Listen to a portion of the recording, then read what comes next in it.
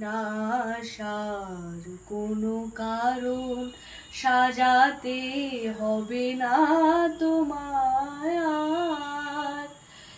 বানানো কাহিনী শোনাতে হবে না, কথা দিয়ে না রাখা।